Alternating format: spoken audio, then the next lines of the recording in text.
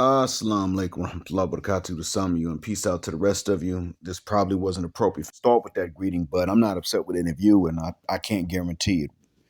It just will turn into something hostile. But in this episode of Professor Bleeze, I figured I'd go ahead and update y'all. As y'all know now, first, this is available in the Jet Black Air Lounge starting from Tuesday night, my time, which is late Tuesday morning, you all's time. Um, and then either uh, Wednesday morning or Wednesday evening, your time, it will become available on YouTube. So if you're hearing this on YouTube without being a subscriber to the Jet Black Air Lounge, you should have subscribed. Because they got this a full 24 hours before you did. And this is designed, again, to give some insight to what it is to live and work amongst another people of color that are not majority black. It's estimated that about 10% of Saudis are black. So I'm giving you an idea. And I'm doing it largely because I do advocate black men leaving countries that are hostile to us. And this is not a country hostile to black men, but this is a country hostile towards honest educators. I don't make any apologies about what we have to deal with here in this country.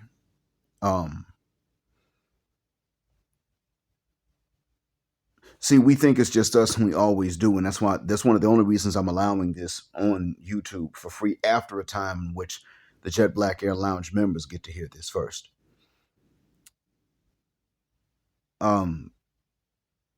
Look at how we got to be dysfunctional, and then look at the fact that this black manosphere is one of many black spaces where we go against the dysfunction. And we're even saying that we're going to allow our stance against the dysfunction to influence the DNA of future generations, which is only the opposite of what many sisters have been saying for about a generation, which is we will allow the dysfunction to shape the DNA of the future generations.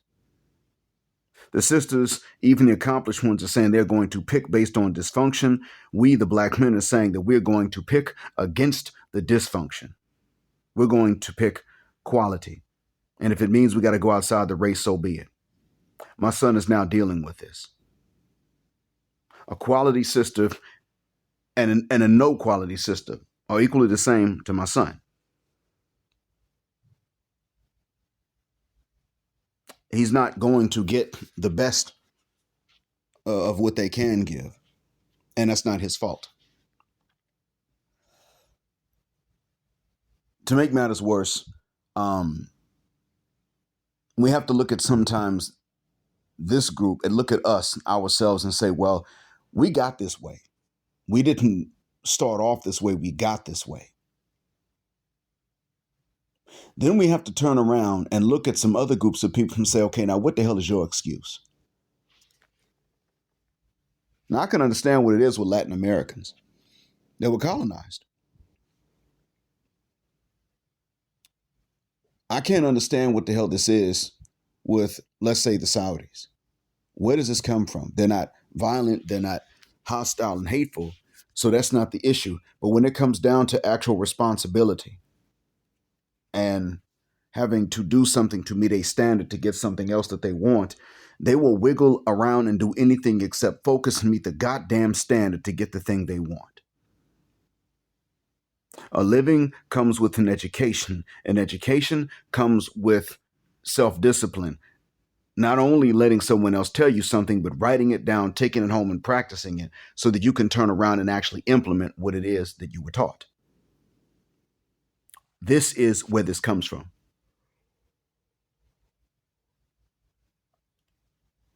The women don't fully understand it. The men damn sure don't.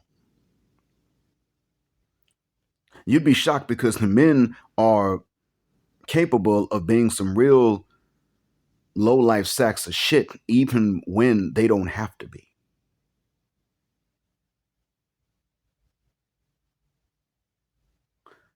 I've got two bosses. One of them has his office 3 doors down from my office. He's the department chair.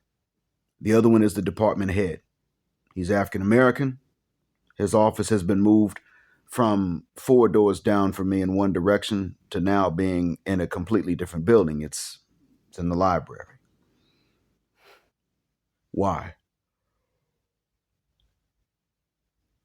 It's in the library because that's where it is that he needed to move so that he could focus on his actual job and not the other stuff that people keep bothering him with.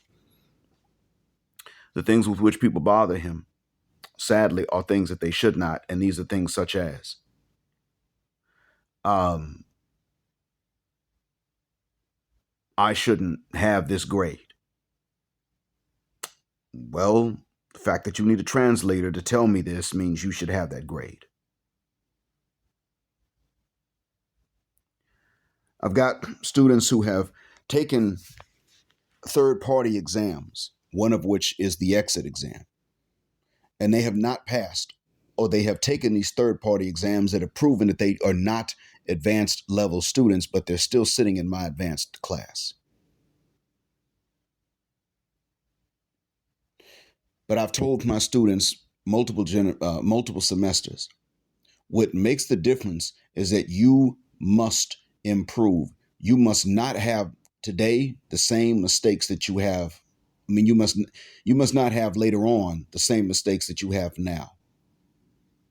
I will know in 5 weeks who's going to pass and who will fail. I will also remind you that you have more than 3 times that length in order to become one of the students that will pass. It is not a crime that you come to me with mistakes in your English. It's not a crime that you leave with the same mistakes in your English, but it is a crime if you leave with the same mistakes and somehow you pass, unless your mistakes were so few and far between from the beginning, from this first day now, that you were already at the advanced level and you just needed a class to prove it. And if you were that good, you would have already taken another third-party exam that you know the university will accept, and you would have saved money. You were here because you couldn't do it. I can get you ready for it, but you must do what I tell you, when I tell you, how I tell you. If you make one weak excuse, you are the kind of student that will fail. Not because of how I feel, but because of what it's going to do to you. You are going to have to study. You're going to have to study intensely. You're going to have to study seriously. If you do it now, you will be able to relax a bit later on and study less and less. But if you don't start off doing it a whole lot now, you will then have to really study later, trying to play catch up. Every semester, it's the same. These are Arab males. They're not going to start off strong. They're going to try to play catch up later. That doesn't work anyway. I tell them, don't come to my class without a pen and a notebook, and don't come with a flimsy, weak notebook, and don't come with a pen that's going to run out of ink. You can have a tablet or a laptop if that will help you to take notes, but don't do it if you're going to be distracted.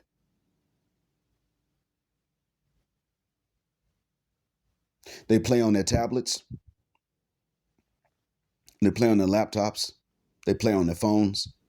I tell them, write this down, and they pull a weak notebook, a little itty bitty flimsy notebook out, or they pull out the phones, and I say, what are you doing? But see, they can't study from a phone, and they can't study from a small notebook. The ones you can fit in your pocket, I kid you not. We have students walking around the campus all the time, not a pen in their pocket except the decorative pen that they put in the shirt pockets. Those are normally decorative, and they don't work. That's why they put them in there. They don't want an ink leak on their thobes. Okay, fine. But where's your pen that's actually going to write? Oh, I didn't bring it with me. Well, what the hell are you going to use to write anything down with? This is their note. This is their attitude. And then later on, they find out that they're not getting any better. And they've got excuses. Well, I was nervous during the speaking test. Yeah, you're going to be nervous every test. You better start speaking like you're not nervous. But it's my second language. Yeah, you've been studying it from childhood, though. Well, you don't speak Arabic. Yeah, I don't have to. Plus, I was 37 or 38 or 36 or 35 or however old many of these teachers were. We were adults the first time an Arabic lesson was available to us. That was when we got here. You were a child when the first English lessons were available to you. You just didn't want to be what people call dafur, which is the local term for nerd. That's your problem, not mine. You didn't want to go home and turn the damn phone off so your friends couldn't disturb you until you come to the istiraha and hang out with us. So instead of turning the phone off, you left it on, you got a phone call, you answered, you got home too late to study, and then it happened again and again and again, and the days all added up, and now here you are with your English just as upped up as it was the day that you started this semester. And now you want to know about extra credit work. Well, here's the kicker. Last semester, you guys knew the story. The whole class failed. Yes, 100% of them. 23 out of 23 failed. 2 of them we passed along because they were so close. They failed the independent exit exam given by a third party. The other students went, ran, and complained and cried and wah. And they were allowed to take the final exam again. And guess what happened in their case? When they took the exit exam, the ones who passed the final exam were allowed to take the exit exam. It was maybe 3 of them. One was exempt from the listening because of a hearing disability. He just barely scraped by. The other one cheated. I caught him. He sent someone to take the exam for him, and I was in the room. It wasn't him. I knew. I caught him. He got expelled. The other one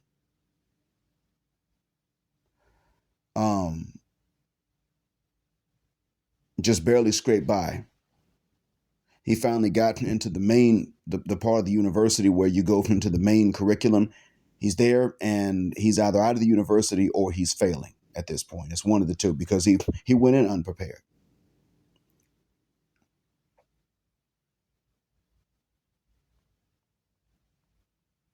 He just wasn't ready. But the whole class went to try to complain as if I had done something wrong. And I actually followed everything to the book. This semester, I was called in to the department chair's office twice. First, he told me, the head and I did not tell you about this so that you would continue on with the lessons, but this is what happened.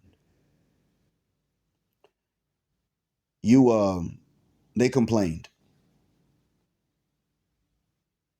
And they asked even for some of theirs to be regraded. We had other professors grade your students, and the biggest difference was 3%. The biggest difference between your marks for them and the other professors' marks for any of them were 3%. Your marks, your grading stood up.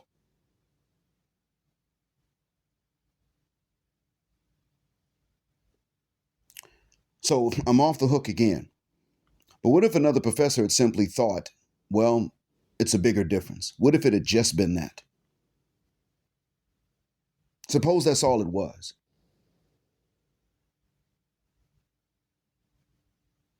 The other thing, too, is that one of the students that was in there, actually the whole section was there, but one of the students, it turns out, is the one that is making a lot of improvements.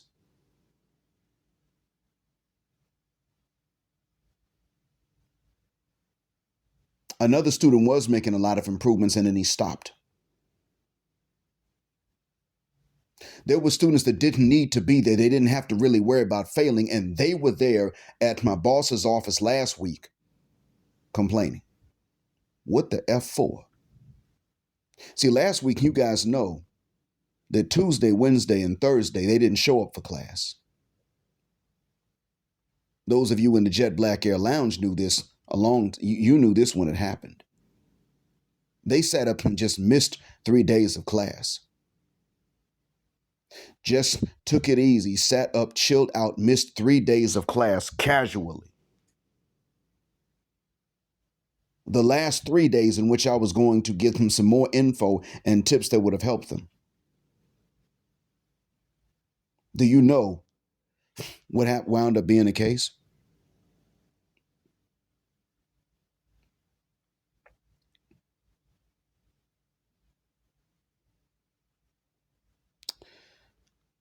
They stayed home, and it turns out they were at the office of my boss.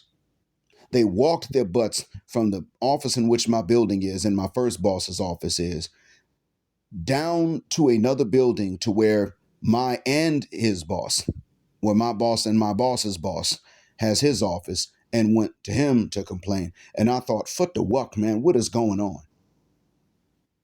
When I heard about this today, students that were doing okay were still sitting up there worried.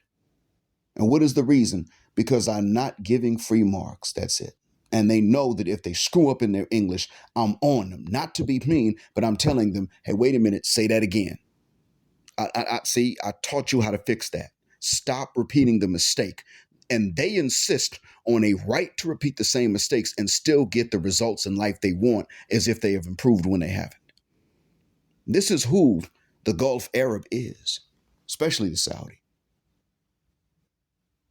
We've been sitting up here thinking, man, it's just us. We love to sit. We're still saying in the black manosphere, even we're the only people in the world that no, fuck the shuck up. We're not the only people in the world that do this. But you know what? We're the only people in the world that do this after what the hell we've been through. When other groups of people do it, they don't have the same excuse. They really don't have it. Like, what the hell are they doing the same things as us for when they haven't been through the same things that we've been through, or they brag about how much better they are? I mean, seriously. Did you know that cheating is a big problem in India and Pakistan during exams? Parents will climb walls to go up to second floor windows to hold answers up for their kids, because the one monitoring the exam in the room can't blame the kid for what someone outside the room is doing, climbing up buildings. They can't penalize the kid. They can't report the kid for cheating. So you see, they do this. Many people there have just accepted that if you don't cheat, you don't learn. You don't get ahead. They just gone ahead and accepted that.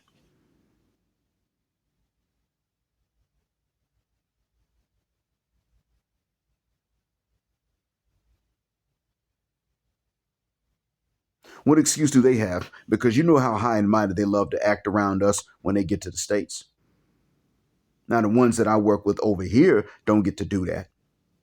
They come from all strata of Indian society when I'm over here. Where I live right here, right now, they come from all strata of society. But they don't get to play that high and mighty with black folk stuff. No, it doesn't work like that. But then to make matters worse, and it's the same with people from Pakistan. They hear from all strata of society, from the engineer to the common laborer, are all here. But they don't get to play that high and mighty stuff with us. So I'm sitting up here and I'm saying to you that when anyone sits up, whether they're black or not, and they tell you that we're the only people that do X and Y and Z, one, it ain't true. And two, we've been through some stuff. Other groups of people that tend to do this don't really have the same experiences that we've had. India's been free from the Brits since 1948. When did cheating become a major problem in their society? And neocolonialism does have a lot to do with it. The Brits didn't just pull out. Oh, no. They've managed to keep that nation where it is.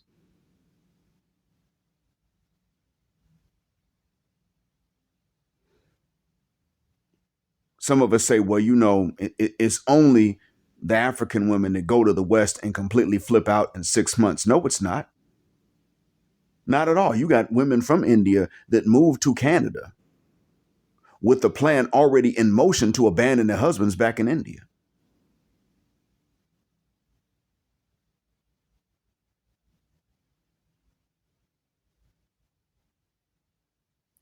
I'm not making that up.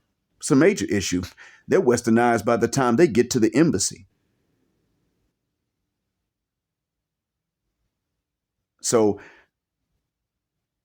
they just manage to hide it and keep it covered up until they get to that airport and fly to wherever they're flying to. And then just like, I'm free of this guy. I'm free of him.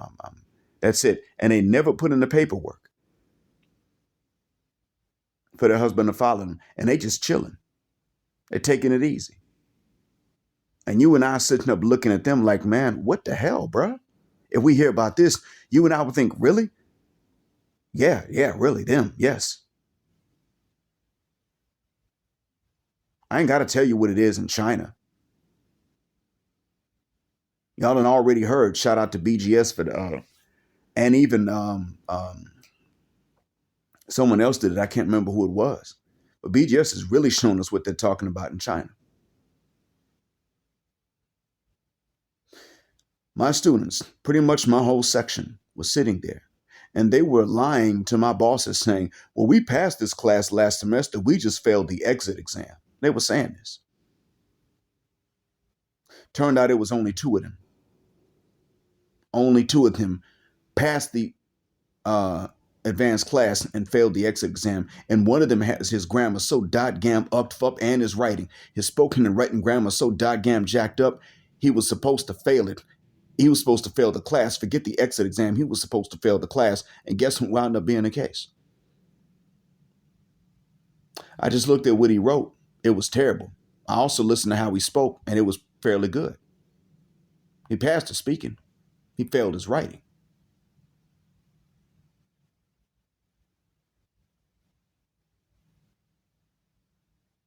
That's what happened.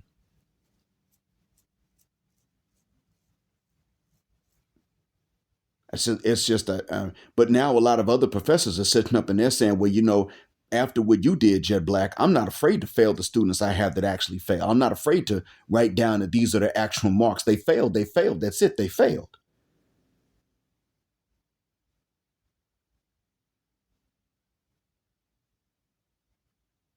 But that means that you got this Black American FBA professor at this school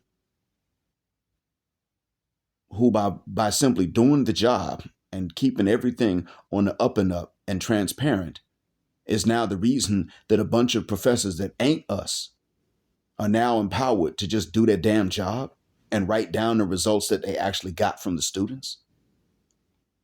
Yeah, that's what it is. So, in other words, it took an FBA professor who didn't mean to do this to give even white professors of various nationalities the courage to do their jobs honestly and transparently. But you and I thought that we are the most corrupt, the most dysfunctional. When in fact, they've been sitting up here passing these little bastards, and these little bastards are sitting up here just used to not having to do their own part. They're used to just getting by without doing what they're supposed to do.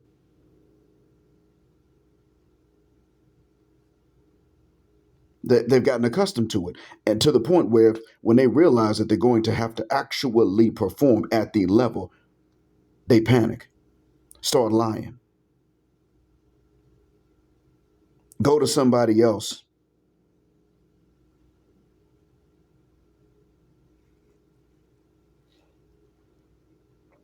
go to my bosses, trying to get um, a pass in advance.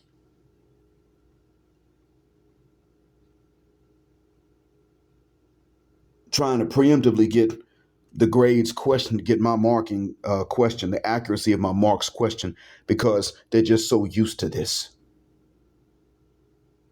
And the whole time, all they got to do is make improvements in English. I gave them 5 mistakes to improve in their English. And I told them, if you fix these before you take the first exam, you pass. Then we can work on the other things about writing before the second exam. I told them, 50% of your grade is if you do these things, where you spell correctly and you fix these grammar errors that I'm teaching you right now. 25% in the grammar, the other 25% in spelling. I'm giving you 25%, which is in the grammar right now. And if you use the spelling that you're supposed to have learned in the previous classes, that's 50% of your mark right there. Then we just work on you staying on topic for the other stuff. And you good. And you know that some of them went home and did this and they were still talking to my bosses, trying to get my grading question before they even took the final, which was yesterday. But they say they've got the ultimate guidance. Well, it's available to them, but they haven't been using it. So I want you guys to keep in mind, I'm not saying this to vent to you or anything. I'm letting you know, though, that you keep hearing from us and from others about how we're just so behind and so backwards, and how it's just us. We're the only ones that do X and Y and Z. Come to find out, it's not us. And not only that, but that other groups that do it don't have half the excuse we do. As for how many of them have about going to pass and not, I haven't even calculated that yet. But in order for me to keep y'all posted on any updates about it, I'm just going to go ahead and, I'm going to put that on Jet Black Air Lounge and leave it there. For now, thank you all for flying with us here on Jet Black Air, where the phrase Jet Black's also a verb. Keep Jet Black with us till the wings and the wheels fall off. Gender, justice, forever.